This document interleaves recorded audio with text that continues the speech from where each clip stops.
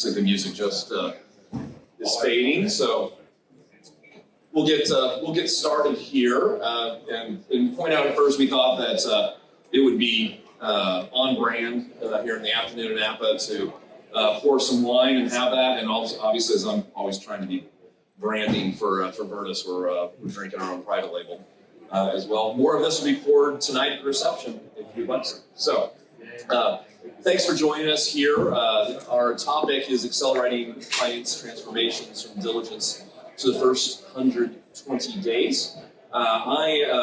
Different than some of the other panels, I'm going to let the panelists all just introduce themselves, their roles, and then we'll do some Q&A. Mark, you want to start? Great, thank you. Good afternoon, everyone. My name is Mark Abato. I'm with Griffin Investors. We're a San Francisco-based middle market buyout firm. We invest across 6 different sectors, about 10 billion under management. My role at Griffin, where I've been for just a little bit under 3 years, is to support the office of the CFO for each of our portfolio companies. Great, good afternoon, everyone. My name is Anthony Cassano. I'm head of portfolio operations at firm Lateral Investment Management. We're based in San Mateo. We have close to $1 billion of assets under management. We focus on partnering with strong founder-led businesses in the lower to mid-market space, anywhere between 20 and 200 million of revenue and 5 million plus of EBITDA. And from an industry side, focused on technology and tech-enabled business services. I've been with the firm for 5.5 years. My role primarily is a finance operating partner, supporting our 10 portfolio companies.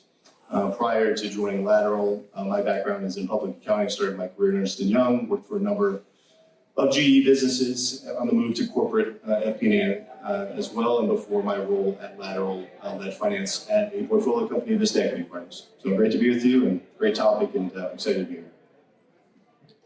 Hey everybody, thanks Neal for pulling this together. Thanks for the wine for the early afternoon. It is after 5 o'clock in Chicago.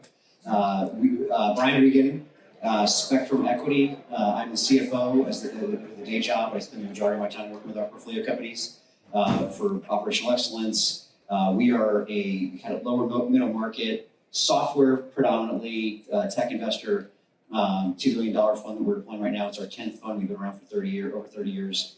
And my career, predominantly for 2/3 of it, was as an operating financial executive, mostly a CFO to private and public companies.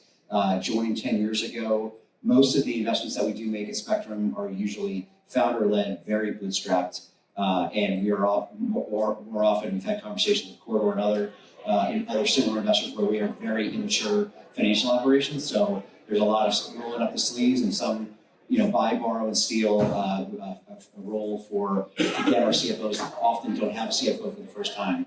And so we're getting them either from a very immature perspective, or we're trying to up their game, even if they have a CFO and they have some fairly capable operations and upping their game along the way. Basically, get them ready for the next stage of growth.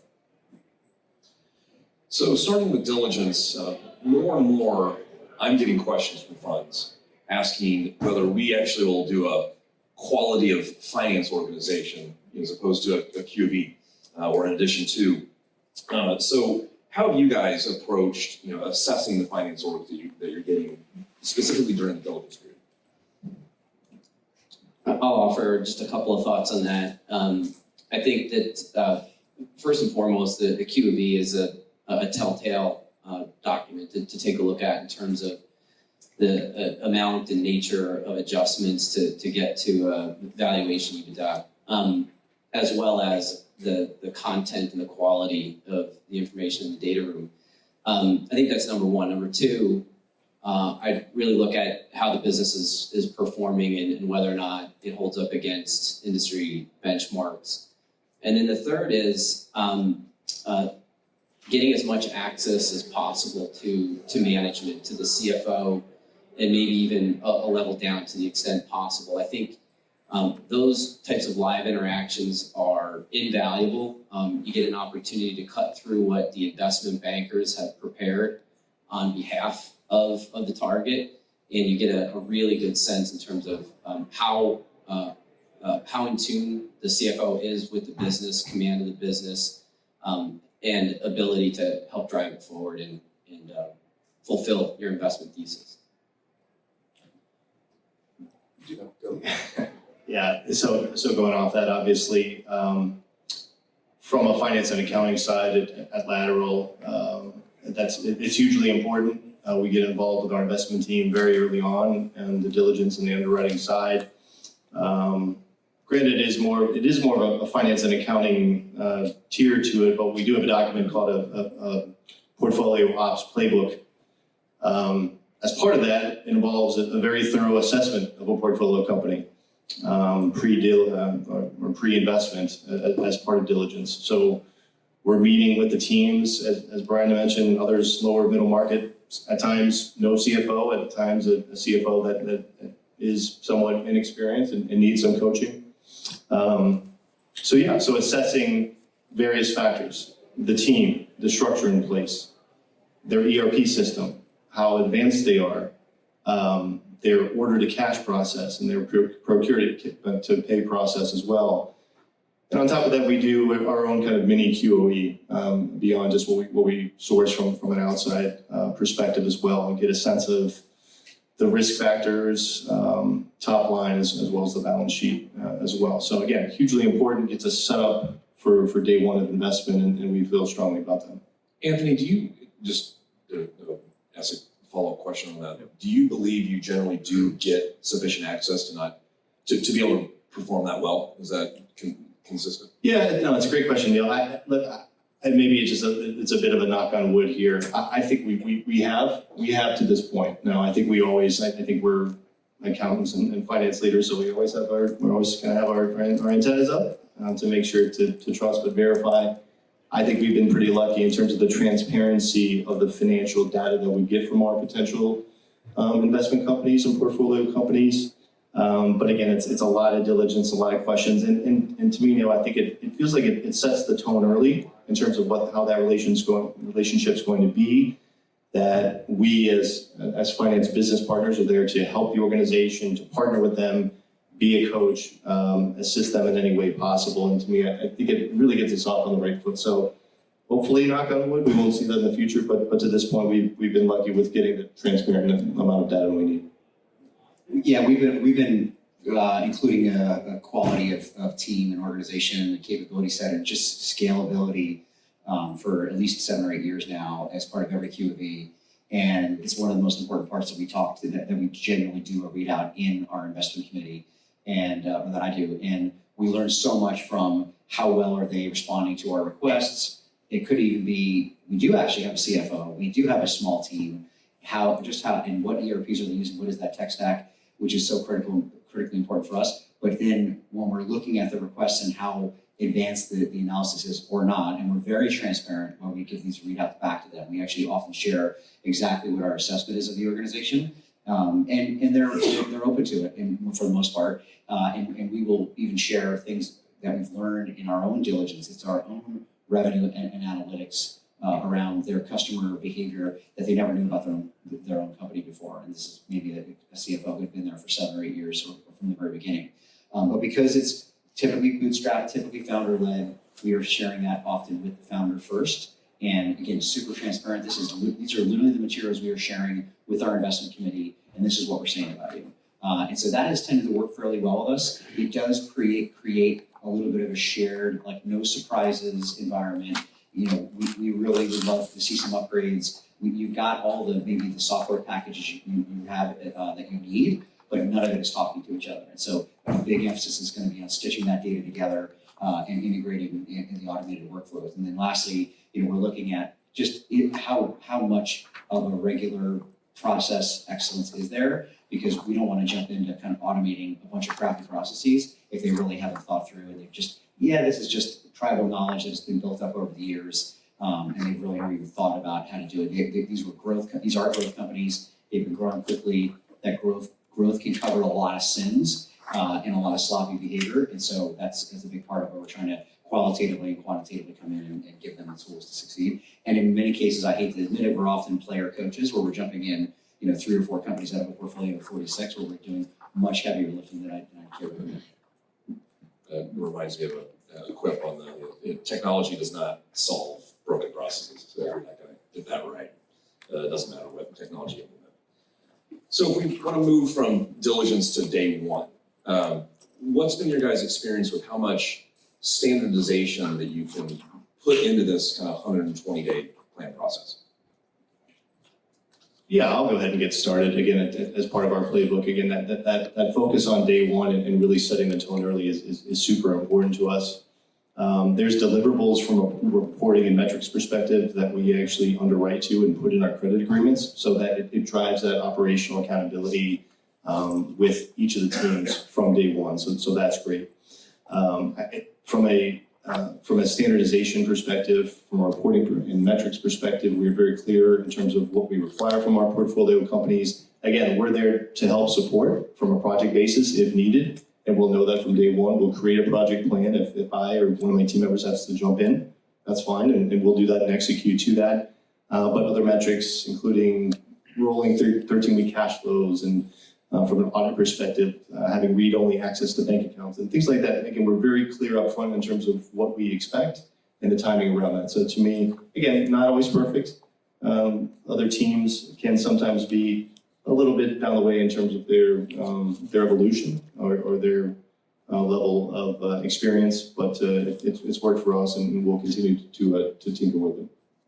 Yeah, we will often be less of a playbook-driven approach, and it's very bespoke, and it's pretty situational for every one of the companies, depending on their maturity levels, depending on if they even have a CFO, and where they are in their growth stage. And so from our perspective, we are sitting down with them early on, getting buy-in on, here's what we need from you bare minimum. And whether you have an external accountant, and we got to get rid of them quickly, it's somebody's idiot cousin who they knew who was running the books and filing the tax and preparing taxes for them, or it's a legit outsourced shop, but we are going to get you independent and get your team built. So there's a lot of company building there. This is what we're expecting to get. Here's our definitions. We're often sharing, here is our outlook, here is the management team plan, here is our underwriting case, here are the core KPIs that we need. And so for us, getting buy-in up front with the founder first, then the finance organization about how it's going to be supported, the value creation plan from a real go-to-market perspective. A lot of our companies have such an early product market fit. They never had to build any muscle memory around how to actually go to market. And so they've tried it, they've never scaled it, or they're insufficiently doing it. So we've got a great CMO operating partner who's here, Dan Kimball, who works deeply with about 4 or 5 of our companies at a time around that. But we're getting that buy-in up front, and then we're basically saying, here's how our staging is going to go, whether it's upgrades from an ERP perspective, maybe for the first time. It's often great to not have anything there, so there's no rip and replace, and it's easier to build it from scratch. But we're talking about strategic planning, a budgeting cycle that comes from that, win-loss analysis. We have a series of staged objectives, but up front, we're just trying to get standardized metrics from them. And here's how we define it, so you can give us the raw data at first, but ultimately we want you to be filling out this form of templatization that we are going to then put into our portfolio monitoring tools. I think all that's very well said. I would just add that the diligence phase is the time for planning. The first 120 days is the time for execution. And many of the things that Brian and Anthony mentioned are staples. They're non-negotiables. The one thing I probably would add, not all CFOs are accustomed to managing a credit agreement and dealing with a large lender group. That often requires some level of training, some education, in a very tactical way to ensure that there's no footfalls in the first couple of months of the hold. And then I would just say that the investment thesis is so important for everyone on the team to understand, making sure that the CFO, their team, understands what the value creation plan is, what the size of prize initiatives are, and how they contribute to those things. That is very, very important to get alignment on in those first several months. To dig in on one specific piece of just the reporting that comes out of this, we often get brought in to build MRs and to build the board pack and whatnot. How, again, Anthony, I suspect that maybe you've got more standardization, and that does every MR basically look the same in the portfolio for you? And just be interested in how you guys approach that narrow topic. Yeah, it's a great question, Neal. So to answer your question, so we have 10 portfolio companies, and yes, we have that standardization, but I'll be candid. We're all friends here. We'll be very candid. Look, there's we're working with small founder-led businesses, very disparate ERPs, very disparate initial reporting systems. So, we have templatized everything, standardized in Excel. That's kind of version 1.0 that we built. So yes, everything we get in a 3-statement P&L model, a KPI dashboard, a 13 cash flow, it's very standard across the board. So each of our 10 will look the same. 2.0 for us is going to take that from an analog or from an Excel and manual side and is going to make that, is going to automate that. That's our real area of focus. Again, not to open up a can of worms on AI, but that's part of it. Again, we need to automate our reporting going forward, to eliminate mistakes, save time across the board, save our portfolio companies time, save our time at the fund level side in terms of rewrites and reviews and whatever else. So again, we've done a good job. Again, I like to call it kind of on an analog model. It's fine, works for us. We have great insights. We could do much better in terms of 2.0 for portfolio ops at Lateral, and we're in that journey now. We're actually, we've just hired a few new SaaS, and we have a lot of SaaS, but we have other marketplace models. But we've got some FP&A pros, industry, walk the walk veterans that are coming in to kind of work with our portfolio companies that need a little bit more heavy lifting on standardization of their own reporting. And we're looking at upgrading our internal portfolio monitoring tools. I don't need to name names, about what we desperately want to get off of, and some newer tools that we are looking at. And those that we are really excited about are ones that are more often than not have APIs where we're ingesting that data. The CFO or the controller is ready to push the button and we're getting that data. And it's from not just ERPs, other platforms and reporting tools. And so for the interim, it's a matter of standardizing our own definition. Everybody's got a little bit of maybe a different tweak on retention and return. And so we're trying to standardize that. And ultimately, some of our companies have a very unique and good reason for why they're looking at a level of gross dollar retention and net dollar retention a little bit differently. But generally speaking, it's pretty standardized from our perspective. So we're looking at it apples to apples, and we're effectively some Jedi mind tricking that goes on about why we believe this is the better way to look at it. But again, it's very transparent, and we're trying to get to a standardization where let's make it as easy as possible on you. And in the early days, it's send us exactly what you have, send us the gory detail, and then we will map that to our portfolio monitoring tools or valuations or whatever we need that for our internal usage needs. The one thing I'd just add to that is at Griffin, we've got 34 portfolio companies across 6 sectors, so call it 5, 6 per sector. And as Brian mentioned, all of these portfolio companies are in a different phase of their maturity journey. We have the benefit as we bring on platform companies to pair them up with peer companies to see what kind of KPIs are relevant for them in their industry and how do they manage their data, what kind of tech stack works for them. So we try the best we can to ensure that the newer members of the Griffin family are benefiting from the older brothers and sisters. Brian, you're talking about some of the tools. I know there's been quite a bit of recent innovation and new entrants in both, I think, just pure FP&A reporting at a portfolio company, but also across the portfolio. Maybe you want to talk a bit about some of your what you're looking at and what you think of some of these new entrants at least. We spent a lot of time looking at different portfolio monitoring tools, and at the same time just looking at what do we believe we want to get our portfolio company CFOs to the best answer for them in their situation. It's not a one size fits all, but get to the right answer faster. And we talked a little bit about in the GPG session. It's like here are 3 or 4 of our we think most favored tools in this space, whether it's FP&A or an ERP perspective, and getting into how you should semi-automate win-loss analysis and how you might want to semi-automate your value creation plan, where the investment team, the kind of portfolio team, and the manager team are actually working in one key area. So there's some pretty cool tools that are newer out there around that, where it's actually digitized. You have a strategic plan, which 9 times out of 10 has never been done in our company. And it starts with a strategic plan.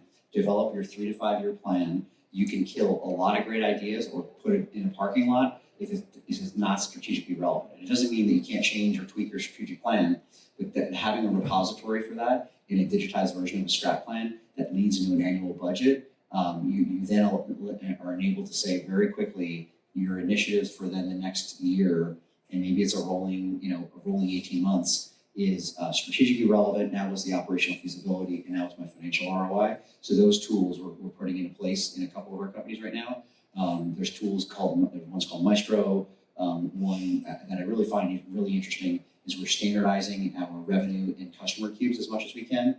And instead of waiting until a sell-side readiness project where you're getting better hygiene on your customer data, so that you can now have this exposable to bankers and buyers. A company that we found interesting recently, we know vested interest in any of these companies. I wish we would. They're a little earlier stage. One's called FinCore, that's formerly known as SaaSworks, and all of the usual players in ERP land. We really pretty much have only in the past recommended. We were a NetSuite or a Sage Intact shop. Rillet is a newer up and comer that I'm really interested to kind of learn more about, and have a couple reps in our company that have that implemented. So all these that I mentioned, we have motions in our portfolio. And then lastly, I think Planful, we've had some companies that have been on FinWark from an FP&A perspective, but all the usual players in FP&A. The one I would say consistently across our portfolio companies that we've just never had any real issues, and this came up with our think tank this morning, is Ramp. Ramp has been a bit of a no-brainer to recommend for, again, some of the invoicing and payable automation workflows. And we even have a company in our portfolio that does that in Europe. And so I can even say that they're competing against one another, but different levels of scale.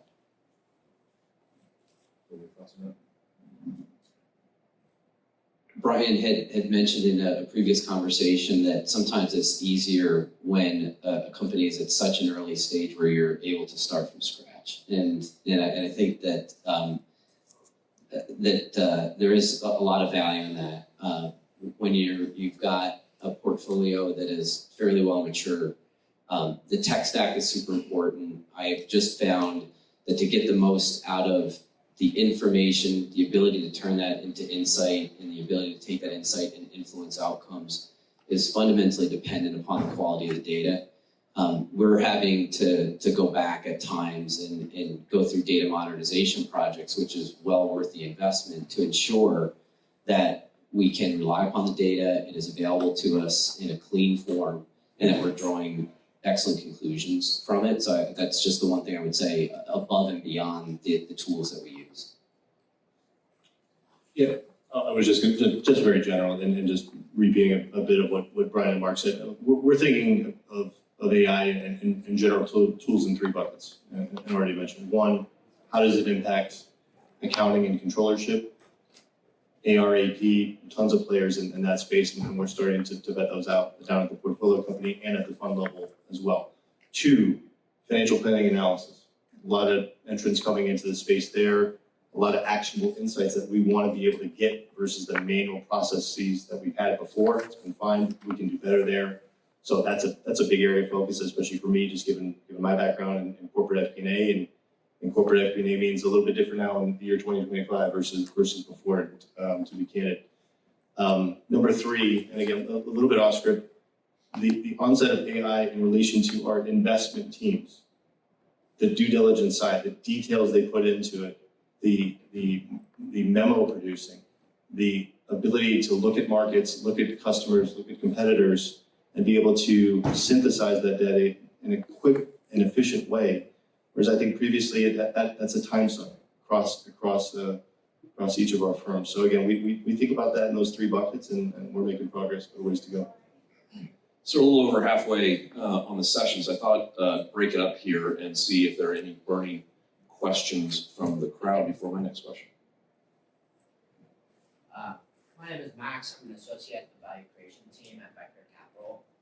One of the things I'm looking to understand is how do you guys go about influencing the deal team for some of the findings of due diligence that you guys have, especially around finance processes, as well as the required ERP modernization, as well as data modernization.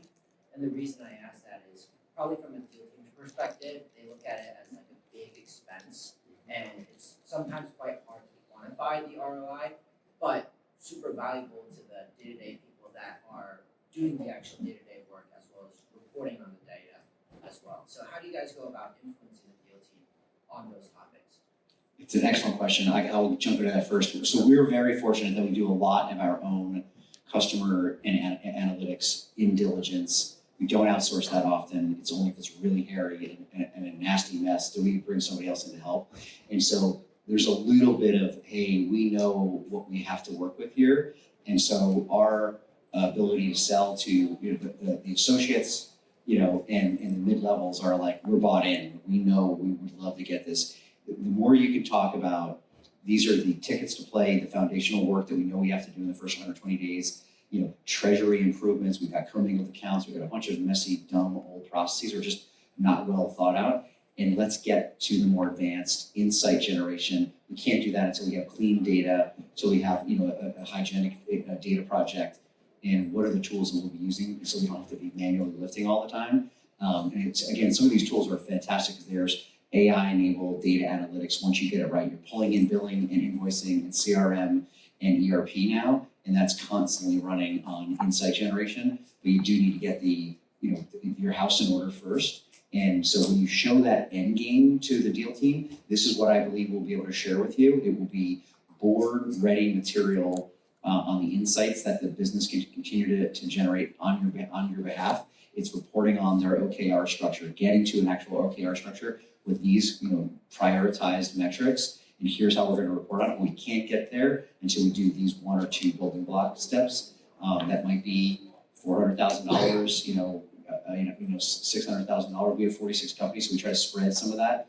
across some companies and lever a little bit across the relationships. But you will sell them on the output, but we can't get there until we do some of this foundational, blocking and tackling first. And so that's often, we be very transparent. Like, you'll never get there unless you want to have your associate build this for every board meeting going forward and continue to own this. And that is not a recipe for success. So they kind of get that right away.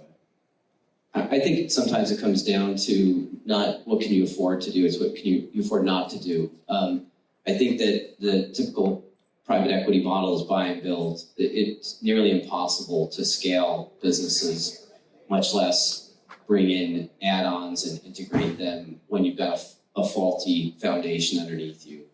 The other thing, I guess I would say is simply this, that those types of diligence findings should lead to decisions in the underwriting process and the investment case that you're going to build when you make the investment. So it's better to do that early in the hold than late in the hold, because these types of problems do not get better with age.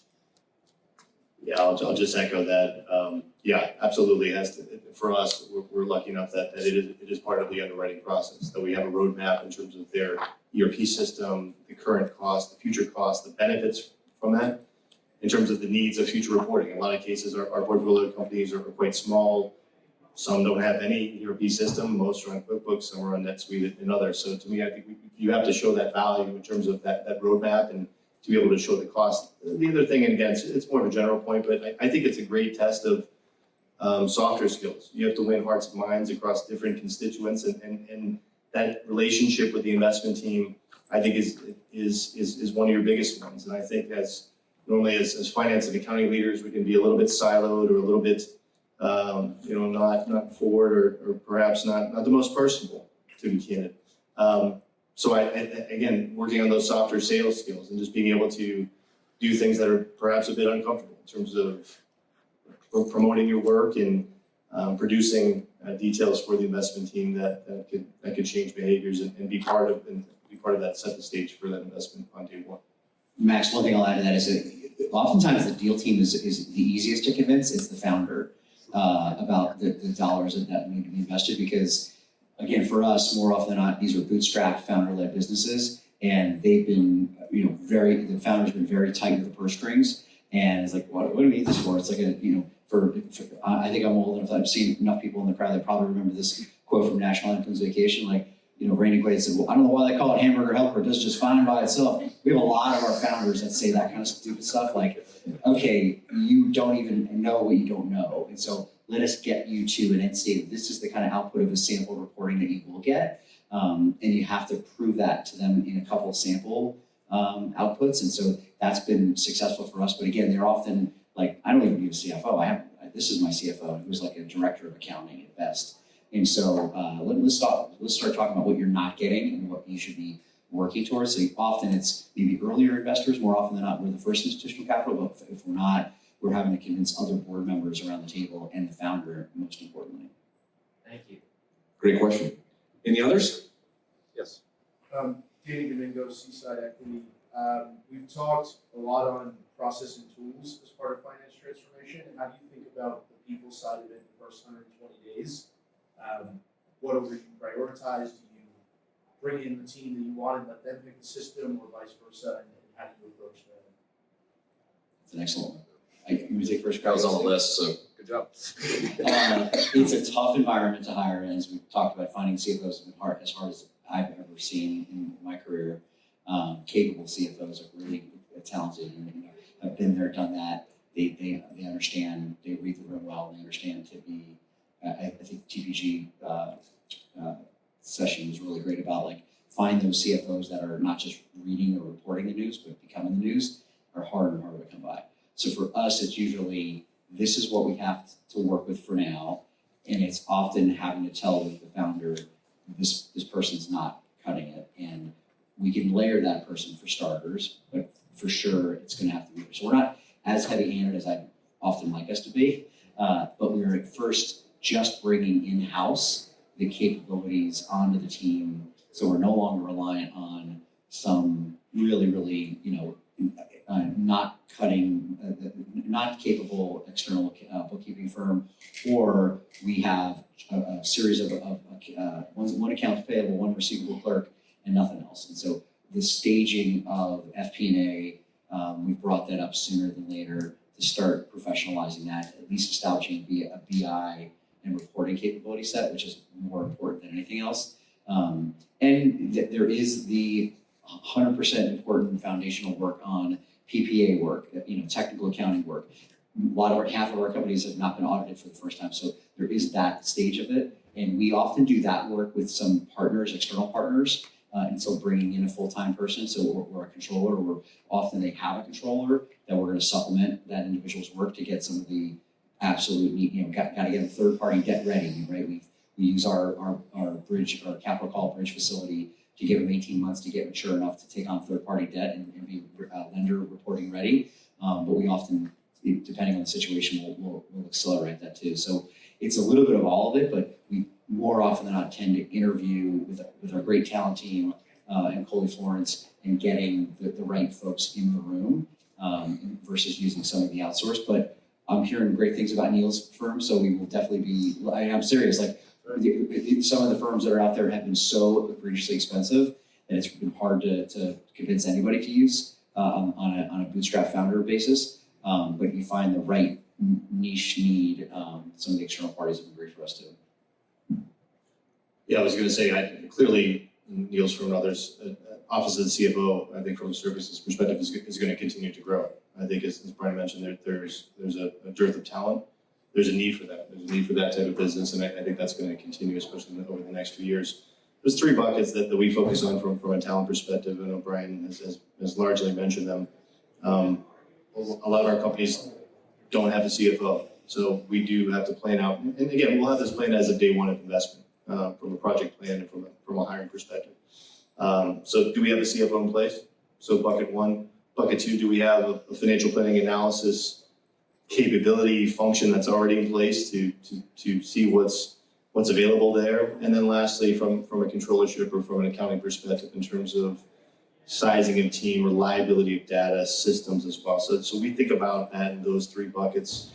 From the first bucket, CFO perspective, I'd say about half of our positions don't have a CFO, and that's where my team and myself will jump into the portfolio companies really from day one on a project, usually around 6 to 9 months, and ensure that we partner with those companies, we partner with the executive leadership teams, be able to jump in, and then in the background be very transparent about running the process with a preferred executive search firm and help lead that and drive a new CFO, a new leader into the business. So that's worked for us, and again, it's those three areas that we focus on. I'll just build upon that and say that the first an early look and evaluation of any CFO is occurring throughout the diligence process. So we formed some early views at that stage.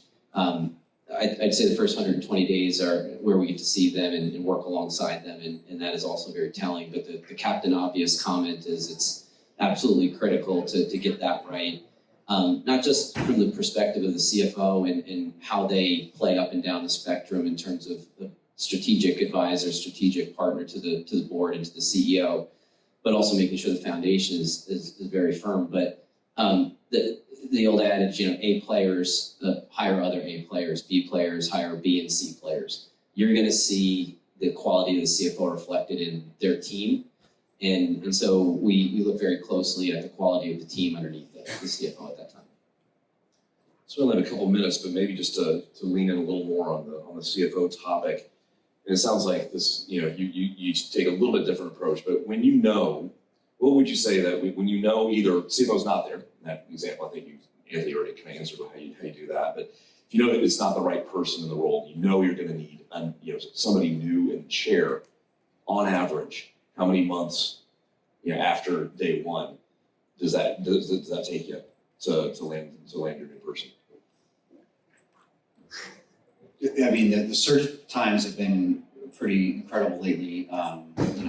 3 to 6 months in some cases, and we will keep them. But we were very much a network effect where we've got Slack channels and kind of a portal of best practices and benchmarking that we do share, because again, the CFO role is so lonely. So even if we know they're not going to cut it for the long term, we are still trying to encourage them to learn, build this network. We want our best CFOs to stick with us, and then we can bring them back in for future opportunities. And that's where we find our best folks, where it's like instantly we're going to bring this person in, and that's where we've been most successful at that.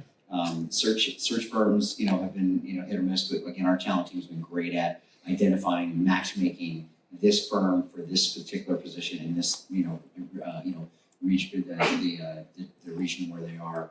And I think that from our perspective, we will probably be more patient than we should be, and let this CEO play out. Like you're saying, there's a chance they might have a chance to kind of turn around here, and we do allow them to make the decisions. We want them to own the decision they are making, and yet we often give them probably too long a leash, in my opinion. But it's a little human nature, because there's always afraid of we're ripping the Band-Aid off, and then what will we have without that? And so again, relying on interim resources has been a little bit more of our trend lately, by removing that underperforming executive sooner than later and having some external resources to support. Yeah, I would echo that from a lateral perspective. I'd say we've not been heavy-handed at all. I think we do give quite a long bandwidth of time. We try to bring in some executive coaching as well. Ultimately, if we do need to make a decision, we do that. But I do think we give quite a wide berth of time before we make that decision. As I said earlier, I think we've generally formed some early opinions that we're either going to confirm or deny during the first 120 days or so. But like Brian, I think you value the institutional knowledge oftentimes, and while that may not necessarily change the outcome of the decision, it may change the timing a little bit. One of our portfolio company CEOs had said, the founder had an SVP of finance who would have been maybe a manager of accounting in any one of our other companies. So he was really, and had such disdain for investors. Like, I know what I'm doing, stop. I don't need to hear from you. Where they literally would even take calls at times. And so, and our founder really, really loved this guy, but it's like, he is not here for the long term. You know that, I know that. And when we finally got him introduced to great candidates, he said, oh, now I get it. Now I understand the difference between world-class sprinters and just really fast guys in my neighborhood. And that's how he was really exposed to, wow, I just didn't quite get it about what I didn't know what I didn't know about what I could get and how much more capable a strategic CFO could be. All right, well, we are out of time. So thank you all. Thank you, panelists. It was a great time. Thank you. Here.